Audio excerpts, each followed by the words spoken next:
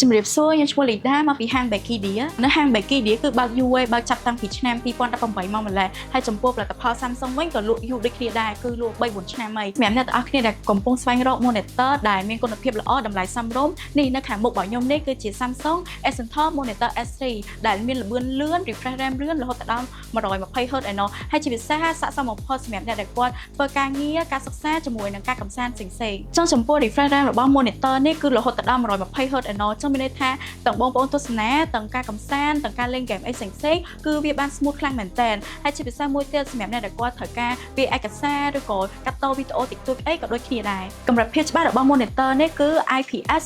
panel កម្រិត Full HD តែម្ដងមានន័យថាបងទស្សនាទៅធ្វើឲ្យច្បាស់ត្រជាក់ភ្នែកមិនធ្វើឲ្យបងវិលមុខឬក៏ឈឺភ្នែកទេចាចំពោះ monitor នេះគឺមករហូតដល់ពីទំហំតែម្ដងអញ្ចឹងទំហំទី1គឺទំហំ 24 អ៊ីងស័ក្តិសមបំផុតសម្រាប់អ្នកដែលគាត់មានតុទូច space ទូចកន្លែងទូចតែគាត់មិនចង់ដាក់កន្លែងធំពេកហើយទំហំនេះវិញសម្រាប់មួយទៀតគឺអ្នកដែលគាត់ប្រើជាមួយនឹងអេក្រង់ច្រើន